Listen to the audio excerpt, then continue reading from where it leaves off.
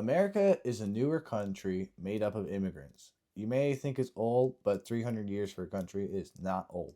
The place I live is older than that by like 200 years. Since they're a newer country and they're made up of mostly immigrants, they actually don't have a traditional meal, which has created a problem for the consumers because a lot of them don't really know what's healthy and what's not.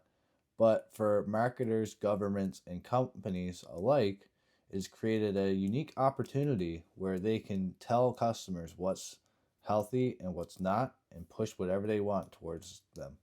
America has been able to grow a lot of corn, and the government decided to give tax breaks or surpluses, deficiency payments, and that drove the price of corn down to like crazy lows, like 100 or $1.45 a bushel as of when this book was wrote, and this is where most of the information is going to be coming from.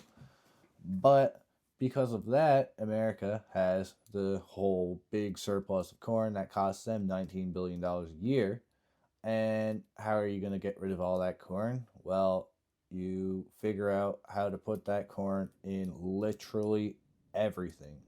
Is in your cars, it's in your bread, it's in your sodas, your burgers, your meats. What this done is it made the food pyramid emphasize grains and highly processed and full fat foods, cereals, breads, and high processed foods. So like ham and sandwich meat. So we would think, where's all the corn in that? Well, the emulsifiers in the meat, corn, the corn syrup in the cereal, corn, and there's a bunch of corn in the bread. I'll actually go grab my bread right now and find the corn ingredients. Oh, mm, so right by my finger says sorbic acid or oh my. Anyways, that's corn. This makes us marketers have to push the benefits of what the government says is good and tell the consumers, hey, we have all this grain and all this, good stuff in our food. It might not be good stuff, but the government says it's good, so we're going to go and push that and advertise that. The thing about marketing and sales is that you got to push the benefits of your product, right? This ended up causing a bit of a rebellion in like the 60s with the hippie world, and a lot of people wanted to go back to knowing where their food came from, and then they did that. And then the companies rebelled against the rebellion, and then we got the organic label. So the difference between organic and not organic is a really fine line. It's just like some of the chemicals used, and our organic has no chemicals. I don't know if that's true or not. But yeah, basically organic is a farce. You can get an organic TV dinner that came from 5 different farms. You can get organic synthetic food like organic high fructose corn syrup. And the average American meal travels about 1,500 miles or 2,400 kilometers to its table.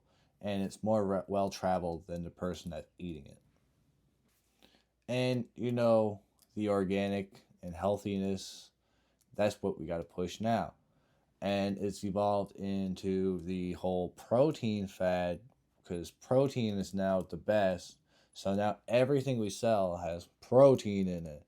And we're beginning to realize that that's not actually very good now because we don't need protein in our chocolate bars or like our lattes, and half that protein isn't even like good protein either. So yeah, it's kind of a brief video. I'm not done yet though.